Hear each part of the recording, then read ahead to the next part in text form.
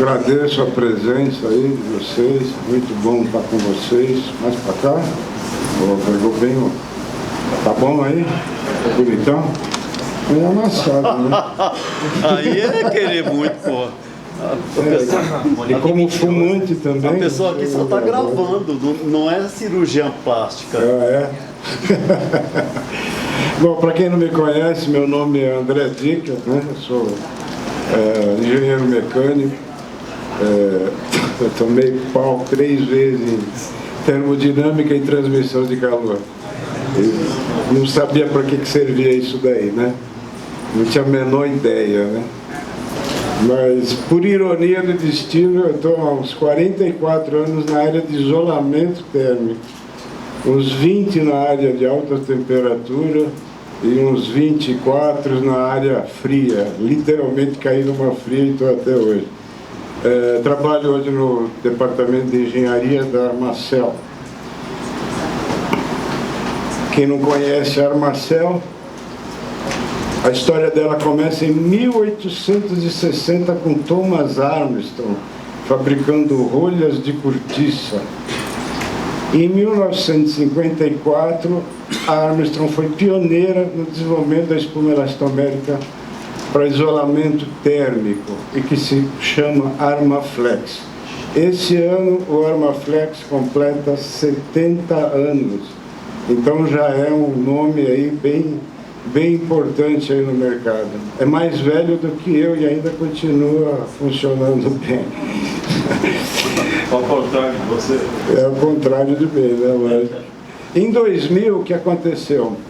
Toda a divisão a nível mundial de isolamento térmico, ela foi vendida, né? E se tornou uma empresa independente e passou a se chamar Armacel. Em 2002, a Armacel inaugurou a primeira fábrica aqui no Brasil, em Pindamonhangaba, lá em São Paulo. E a gente começou a produzir os tubos em espuma elastomérica e importava as mantas. Em 2016, a Armacel adquiriu a empresa Polypex. Eu acho que muita gente já conhece a Polypex, né? Também é uma empresa nacional, foi pioneira no desenvolvimento de espuma de polietileno para isolamento térmico há mais de 35 anos atrás. Então, com a aquisição da Polypex, a unidade fabril que era em Pindamonhangaba, São Paulo, foi transferida para São José, próximo a Florianópolis, em Santa Catarina.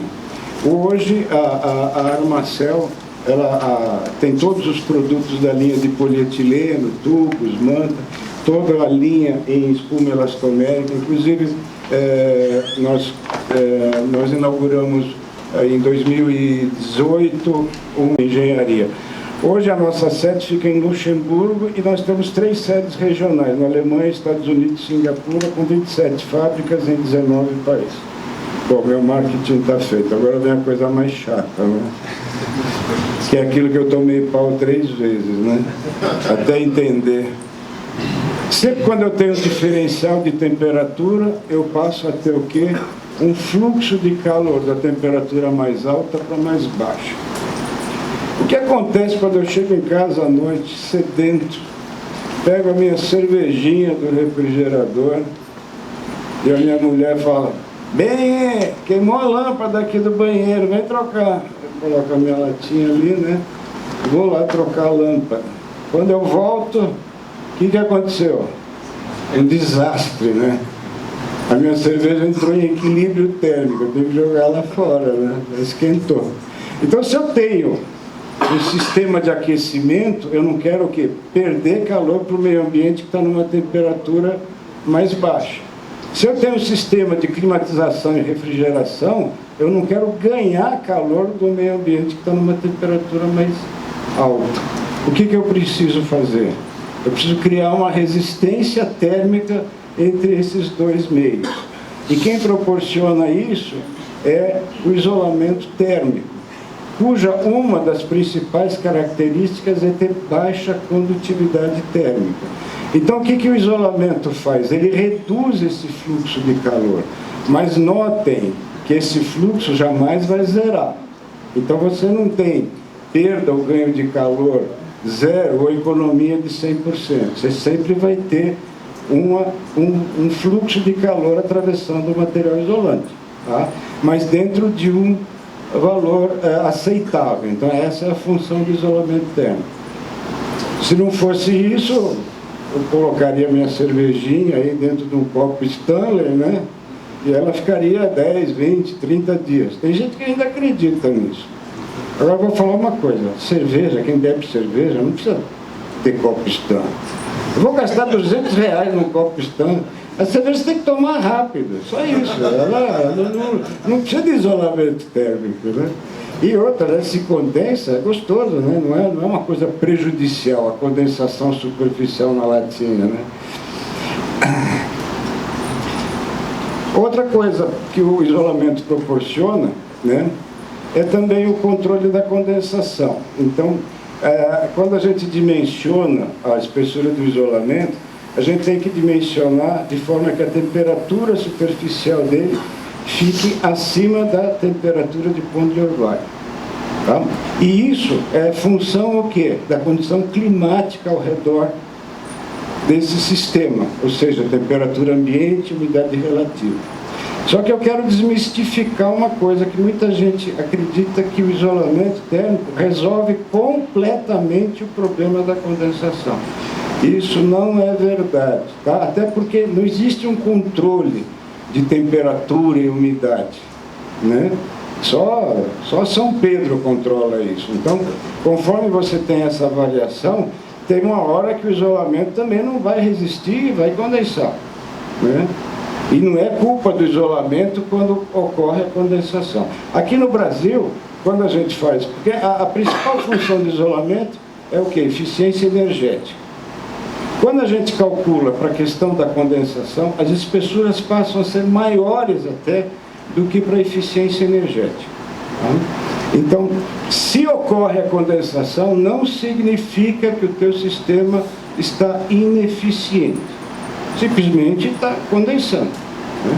Se eu largo o carro na rua e começa a condensar, eu vou ligar lá para a Ford e para a Volkswagen e falar, teu carro não presta porque está condensando.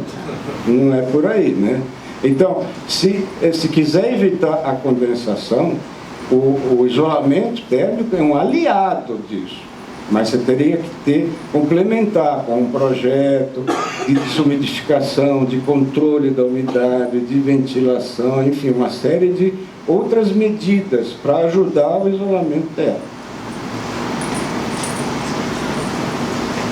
Mas o que acontece quando eu tenho diferencial de temperatura? Eu tenho um diferencial de pressão parcial do vapor de água contido no ar.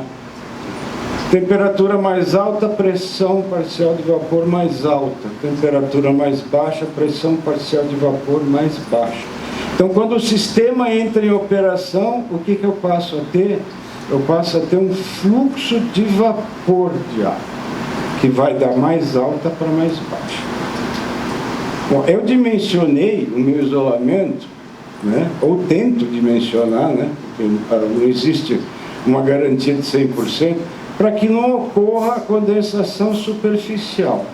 Mas o vapor, ele vai permeando o material, ou seja, entre moléculas.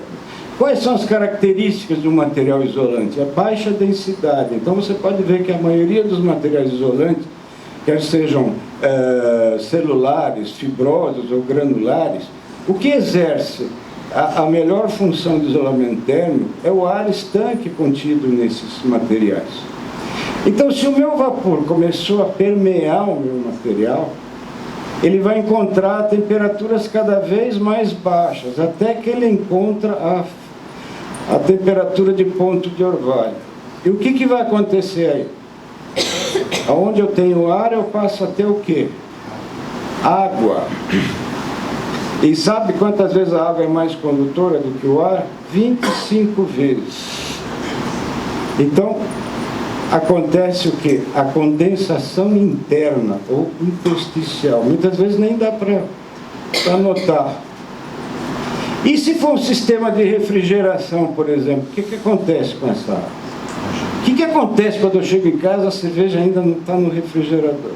Eu ponho ela lá no freezer, né? Falo, preciso tomar. Aí eu vou trocar a lâmpada e tal. Mas hoje eu troco a lâmpada antes de pegar a cerveja, obedecendo os preceitos da minha mulher. Mas só que, muitas vezes, não é uma lâmpada, é um negócio lá, um chuveiro, né? Teve uma tomada, né? Você fica 2 horas consertando aquele negócio. E o que aconteceu com a minha cervejinha no freezer? A água vira gelo, o gelo expande. Quando eu vou ver o que aconteceu com a minha cerveja, outro desastre. Ela explodiu dentro do meu freezer. E a mulher ainda chega para mim, você limpa essa porcaria agora. Ainda tenho que limpar a sujeira. Então, é muito comum e a gente nota isso. Eu não sei se alguém trabalha com refrigeração, por exemplo, já deve ter visto essas tubulações, né, que operam temperaturas negativas, principalmente isolada com poliuretano. A tubulação chega num ponto que parece uma jiboia que engoliu um bezerro, né? Por quê? Porque ali dentro tem gelo. Como eu falei, né, a água é 25 vezes mais condutora e o gelo é 90 vezes mais condutor. Essa história que vocês vêem na internet que gelo é isolante térmico, isso é balela, tá? Ele é isolante térmico se eu estiver morando lá no Alasca, lá a menos 50 graus externos, aí eu faço um iglu de gelo para ficar lá dentro. Mas não é. Alguém já tentou tirar um assado com um pano molhado, né? Antigamente o pessoal achava, vou molhar o pano para não queimar a minha mão. É justamente o contrário, né? Você queima a sua mão porque a água é condutora e o gelo também. Então, a principal propriedade para isolamento térmico que trabalha abaixo da temperatura ambiente, que seja climatização, refrigeração, é ele ter baixa permeabilidade ou alto fator Mi, que é o que aparece aí nos catálogos, né? E o que é esse fator Mi? É a permeabilidade do ar, né, que é um valor conhecido, né?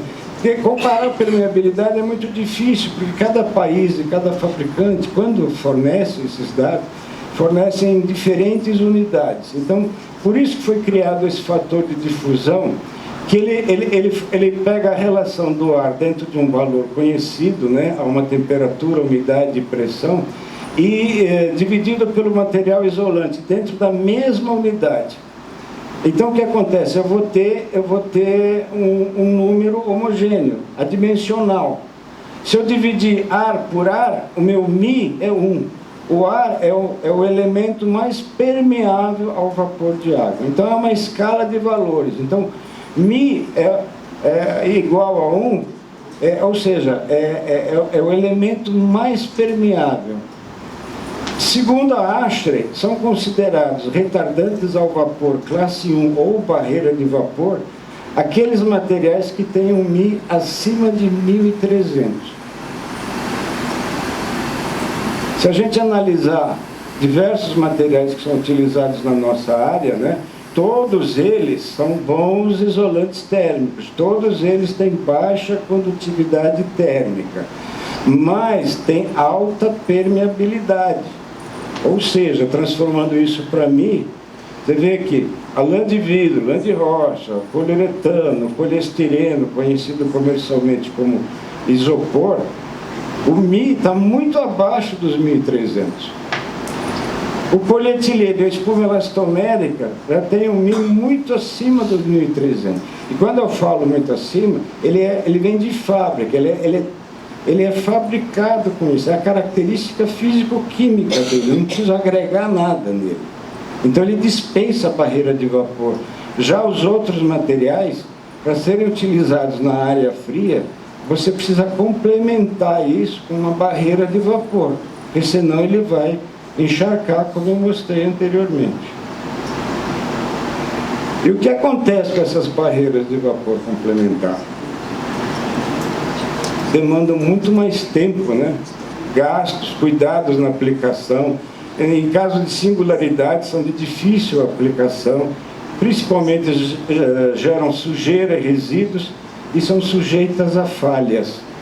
Por quê? Porque são suscetíveis, né, a rupturas, não asseguram a estanqueidade, não asseguram a continuidade e homogeneidade na espessura. No caso de emulsões asfálticas, mastiques, resinas, né, ocorrem aberturas e falhas na selagem de suas juntas. No caso de filmes e lâminas, né, se deterioram, né, tanto a barreira como o selante das juntas, e são comprometidas nas manutenções deficientes também. Então, aqui está um exemplo, né, do que acontece com materiais que têm baixo fator Mi e que necessitam de uma barreira de vapor adicional. Então, a lã de vidro, por exemplo, né, ela necessita de uma barreira de vapor, que no caso é o alumínio, né, aqui é a folha de alumínio.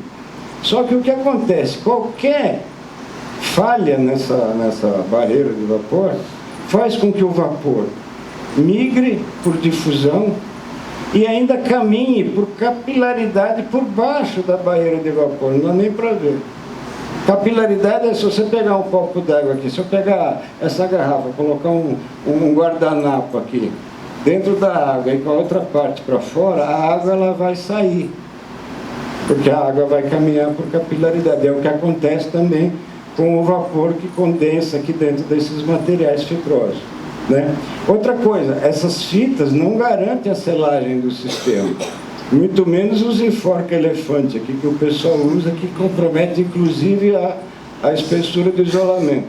E outra, é muito comum você ver esses materiais se rasgarem no próprio manuseio, né? Imagina depois que está instalado. E isso aqui é um duto que, olha só, aqui a gente fez um furo, inclusive com o meu colega Maurílio, né, lembra? Nós fizemos um furo, saiu água que parecia uma torneira. Eu mesmo nunca tinha visto, em todos esses anos aí, eu já vi ficar úmido, mas escorrer água eu nunca vi. Então você não tem mais um material isolante, né?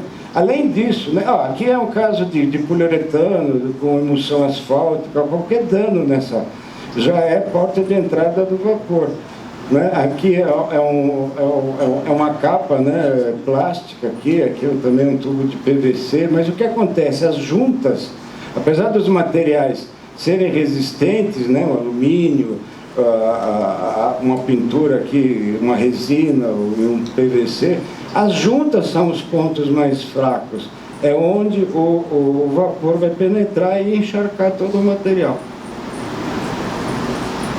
né? E causa corrosão também, né, da tubulação sob isolamento, e toda essa umidade também, se vocês repararem, começa a criar fungos, bactérias.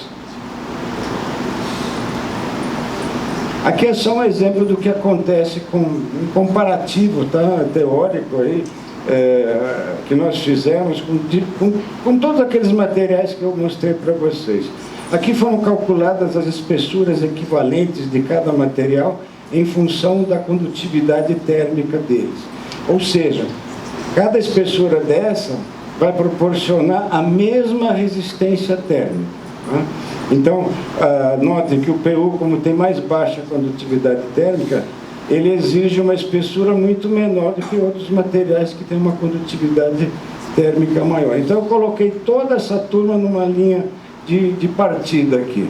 Então, imagina um sistema aqui, né, hipotético, onde a minha perda, meu fluxo de calor, né, sem isolamento, é de 68 watts por metro. Aí eu começo a isolar toda essa tubulação com cada um desses materiais nas espessuras equivalentes. Todos eles, inicialmente, vão me dar uma economia de 81%, porque eles reduzem esse fluxo de calor de 68 para algo em torno de 12, 13. Só que quando o meu sistema entra em operação, o que acontece? Rapidamente, os materiais que têm baixo fator Mi vão absorvendo a umidade por difusão, até que chega num ponto que a umidade se estabiliza, porque você não pode ter umidade acima de 100%. E o que acontece? Aquela economia inicial de 80 vai cair para algo em torno de 30, 20, e em pouco tempo, tá? Enquanto que os materiais que dispensam barreira de vapor, que tem alto fator Mi, eles também vão absorver a umidade com o passar do tempo, por difusão. Mas notem que ainda vão proporcionar uma economia de energia aceitável, né? Agora, é lógico que isso aqui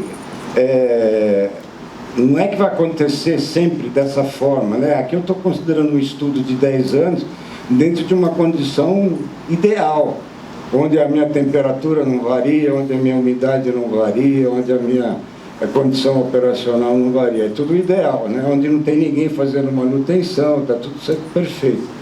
Mas o que acontece aqui pode acontecer mais para frente, mas com certeza, em qualquer que seja o sistema, pode ser climatização, pode ser refrigeração, o que vai acontecer com esses materiais geralmente é isso. O nosso refrigerador é um grande exemplo disso, né? Você compra ele novinho, tal, funciona. Aliás, o pessoal acha que não funciona, né? Fala, pô, não está funcionando, não liga. Aí depois de um ano, mais ou menos, ele começa a funcionar, né? Você começa a ouvir o barulho dele constante. Por quê? Porque inicialmente o isolamento dele, que é período, está seco.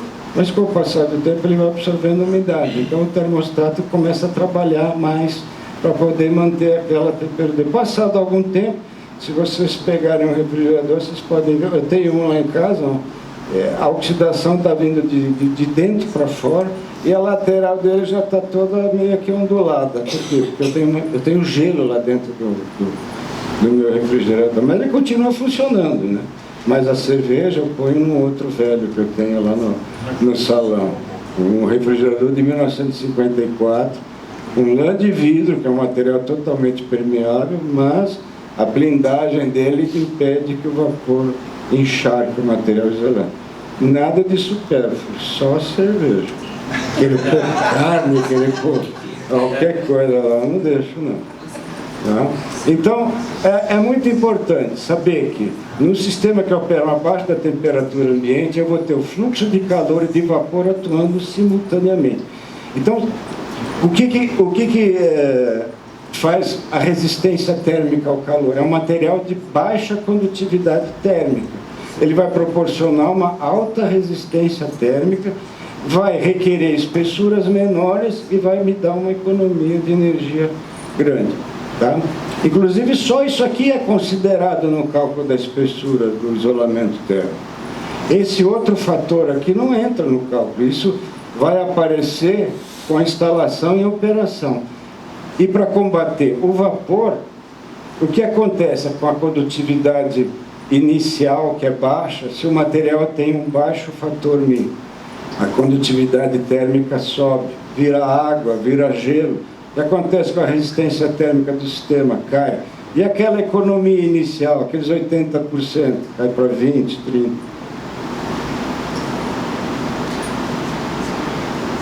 Se fala muito em sustentabilidade, né? Lógico que nossos materiais estão inseridos nesse contexto, porque eles economizam 140 vezes mais energia durante a sua vida útil do que é necessário para fabricá-los. Reduzem as perdas ou ganhos de calor, aumentam a eficiência dos processos, não causam impacto negativo no meio ambiente, tanto na sua fabricação, utilização e descarga, contribuem para a redução de emissões de CO2, no caso do sistema de aquecimento, são isentos de CFC, HCFC, previnem ou reduzem a ocorrência da condensação superficial e principalmente da interna. Com essas propriedades, também contribuem para a qualidade do ar interno. Por quê? Porque não agregam altos índices de umidade com o passar do tempo, não são fontes ou veículos de contaminação e também não liberam quaisquer tipos de fibras ou partículas. Né? Então, a sustentabilidade, eu faço uma analogia com uma corrente, né? Onde você tem diversos equipamentos e componentes. Então, cada um deles tem que ser sustentável, ou seja, cada um tem que ter a mesma resistência térmica, né? Mas existe um elo fraco nessa corrente. O que adianta eu ter um material com baixa condutividade térmica, com alto fator μ, eu selecionar uma espessura mais adequada dentro da condição operacional daquela instalação, se o que a gente vê por aí é uma aplicação muito mal feita? É o que eu brinco, né? Eu falo da Ferrari, né? Imagina se tem uma Ferrari com uma gasolina boa, né? A gasolina seria um isolamento bom, se o motorista não sabe dirigir a Ferrari. Então, que adianta ter todo um projeto, ter toda uma sustentabilidade, um bom isolamento térmico, se o que a gente vê por aí é isso daqui, né? O que adianta o meu material dispensar a barreira de vapor se eu vejo isso nas obras? O que adianta eu entrar num tiroteio com o colete à prova de bala e o colete aberto? Ou então com o zíper de pano? Não adianta nada, né? E que adianta eu fazer um mergulho, né? Uma roupa de neoprene, se eu não vedo os punhos, os tornozelos, a água vai entrar por baixo. Então, num sistema que opera abaixo da temperatura ambiente, você tem que estancar o sistema todinho. Não adianta botar enforca elefante aqui, não adianta botar uma fita aqui, se as juntas não forem seladas, tanto as transversais, longitudinais, como entre uma junção e outra do tubo. Você tem que passar uma cola aqui entre a tubulação e o tubo isolante para o vapor não ficar caminhando por baixo do isolamento térmico. Então são cuidados que precisam ser observados, né? Aqui, por exemplo, o cara usou uma fita isolante elétrica, não é nem térmico. Ambientes internos, shaft, entreforros, subsolos, garagem, todos esses ambientes são considerados microclimas. Por quê? Lembra que eu falei do vapor da mais alta para mais baixa? O que acontece com o refrigerador? A temperatura externa está mais alta que a interna. Quando a borracha começa a falhar, o que eu passo a ter? Condensação dentro do refrigerador. Por quê? Porque eu tenho diferença de pressão de vapor. Do mesmo jeito que o vapor migra para dentro do material isolante, ele migra para dentro do refrigerador. Se for o freezer, você tem formação de gelo. Se eu tenho aqui 19 graus e lá fora 30, o vapor está migrando para essa sala. Então, quando falam assim, eu tenho um ambiente climatizado, cuidado. É pior ainda, porque o climatizado que eles falam é na temperatura. Tenho aqui 19 graus. Mas e a umidade relativa? Tem controle? Não. Então, aqui vocês têm exemplos, por exemplo, de instalações muito compactadas, sem ventilação, parece um acasalamento de tarântula. Aqui também, não sei como é que o cara tentou isolar aqui, ele cortou em cunha. Aqui é um entreforro, tem duto, tem cabo da NET, tem tubulação de água sanitária, tem as tubulações juntinhas aqui, né? No split o pessoal gosta muito de pegar as duas tubulações e isolar com um único tubo isolante, né? Se eu tenho diferencial de temperatura, que nem tem um encanamento de água quente e outro de água fria. Juntinho, eu nunca vou ter água quente, eu vou ter água morna. Nunca vou ter água fria, eu vou ter água morna, né? Só que isso no equipamento mexe com toda a entalpia, com a viscosidade do lubrificante, enfim, é uma série de problemas, né? Aqui é um shaft, por exemplo, então não tem ventilação. Então, todo ambiente interno, ele está sujeito à formação de microclima. Isso você só percebe depois, quando o sistema entra em operação. E aqui um exemplo bastante interessante. Isso aqui é um entreforro de um hospital. Aqui embaixo tinha uma sala, né? O entreforro estava condensando, pingando. Aí quando nós medimos a sala, era climatizada, estava acho que 19 graus, mas a umidade relativa estava em 84%. Ou seja, 60% é o ideal. Acima disso já é prejudicial para a saúde e também para a proliferação de vírus, bactérias e tudo mais. Bom, aqui já estava um problema. É muito comum o pessoal colocar 22 graus com 50% de umidade, mais ou menos 10%.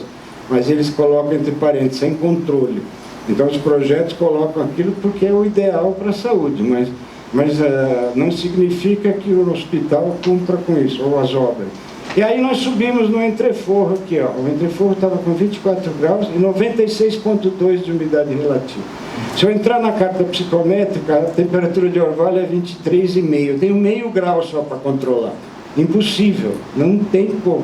E ainda por cima eu tenho uma chapa metálica aqui, se vocês perceberem, uma chapa trapezoidal. A chapa é fria. Quando eu tiro a latinha e pego uma garrafa PET, qual que está mais gelada? A lata, né? Porque o metal tem baixa emissão, então ela condensa primeiro. Você acha que ela está mais gelada, mas está igual aquela outra porcaria que está no refrigerante ou água, né? Alguma coisa assim. Mas estão na mesma temperatura. Tá? Então não tem como eu controlar. E aqui a chapa metálica, por ser mais fria, ó, tá vendo que está condensando? Está pingando em cima da tubulação. Não é só a minha tubulação isolada que está condensando, até a chapa.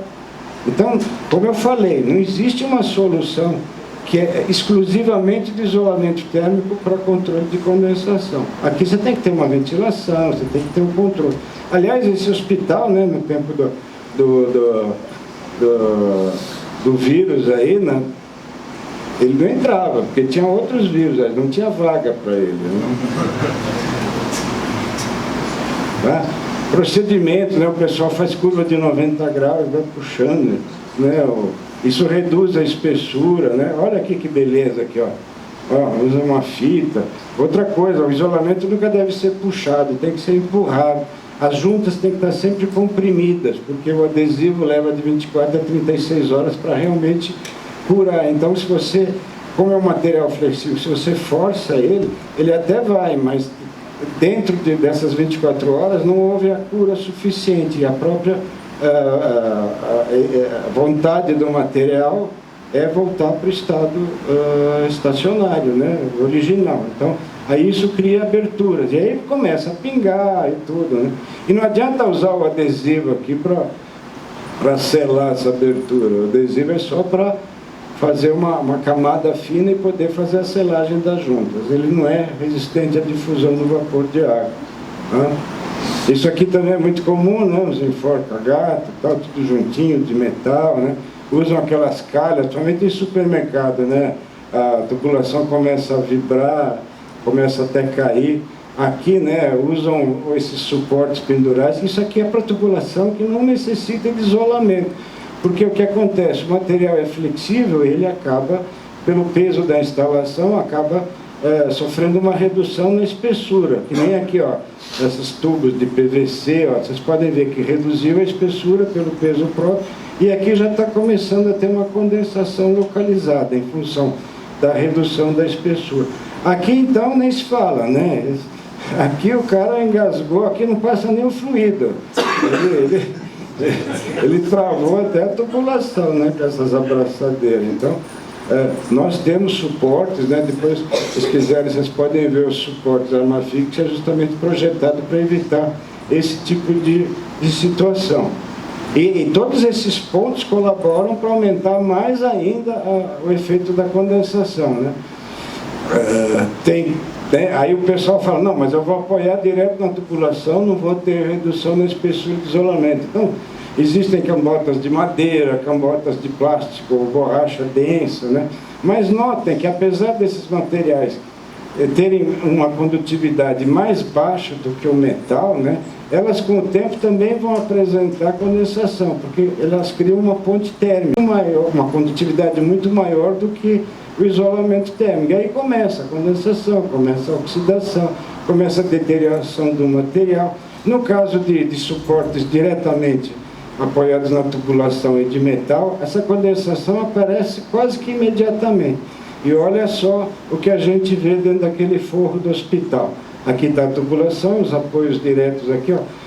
Aqui já tem uma colônia de férias aqui das bactérias aqui, ó. Dá uma olhada. E está pingando no entreforro. E está oxidando tudo. Então são procedimentos completamente errados. Outra coisa, né, tanto a espuma elastomérica como o polietileno são polímeros e suscetíveis à radiação ultravioleta. Então, instalações internas, elas precisam ser protegidas. O polietileno, nós temos dois, o Polipex Plus e o Inverter, que eles têm uma capa que já tem um aditivo de proteção contra o UV, pode ser instalado externamente. Mas cuidado com similares, muitos chamados de blindados, que também tem uma capa, né? Se colocar um do lado do outro parece a mesma coisa, só que ele é bem mais barato, só que ele degrada todo porque ele não tem a proteção contra o UV. Daí também a diferença de preço com esses similares aí, né? Aqui também não adianta proteger com aquelas fitas de PVC. O PVC também é um polímero e também é sujeito à radiação ultravioleta, a degradação por UV. Então, ó, aqui eu tirei dessa instalação, vocês podem ver que o substrato aqui em espuma elastomérica já começa a degradar, porque isso aqui não protege contra o UV. E tem outra, né? Isso aqui também esconde, né? Os splits lá, as duas tubulações juntas, e depois ainda aperta, né? Reduz a espessura do isolamento. E é muito comum, né? Não é só os dois tubinhos, né? Tá o cabo, né? Tá uma extensão de cabo, tá todo um pacote lá que aperta bem, não sei por que apertam tanto para ficar bonito, mas olha o que causa redução na espessura, esconde as juntas que não foram seladas, tá vendo? E o aspecto logo fica desse jeito, aí, cheio de umidade, bactérias, fungos, tá? Então, lembrem-se que o isolamento térmico não é o único responsável por resolver completamente o problema da condensação.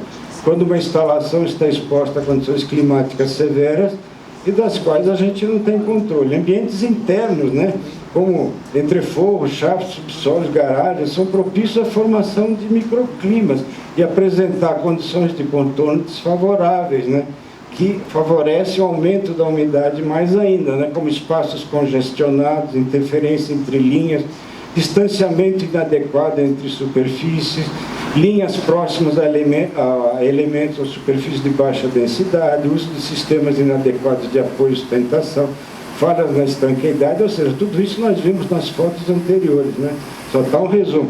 E como eu falei, o microclima não se prevê, não dá para identificar. Ele só vai aparecer conforme a instalação entra em operação, né? Então, é preciso fazer uma inspeção periódica do sistema e tentar corrigir isso o quanto antes. Não adianta chegar para mim depois de 10 anos, oh, André, teu isolamento, aí eles mostram umas fotos que eu tenho até medo de sair correndo, né? Que está todo deteriorado. Não, tem que identificar. O PMOC já existe, né? Já é obrigatório. Então, só para vocês terem uma ideia, o isolamento térmico só vai ser efetivo no controle da condensação superficial se houver controle não só da temperatura, mas principalmente da umidade. E ter condições de contorno favoráveis e boas práticas da instalação e manutenção. Não sei se eu estourei o meu tempo, mas consegui passar o recado. Isso eu venho falando há 24 anos. Espero que vocês, tem alguns que não têm nem 24 anos ainda, mas espero que vocês, né, coloquem isso. O jeito errado de fazer, cadê o jeito certo? Com 30 minutos não dá para mostrar. Eu tenho palestras que mostram o jeito certo. O duro, o mais difícil de mostrar o jeito certo é achar fotos. Né? O pessoal fala, você tem alguma foto de uma instalação bem feita? Putz, eu não tenho, só tenho... Só os problemas. Só os problemas. Bom, eu estou aqui à disposição, aí, né, qualquer dúvida aí, vocês podem chegar lá, conhecer os materiais, né, quem não conhece, tirar algumas dúvidas aí. Tá bom? Obrigado aí, pessoal, pela...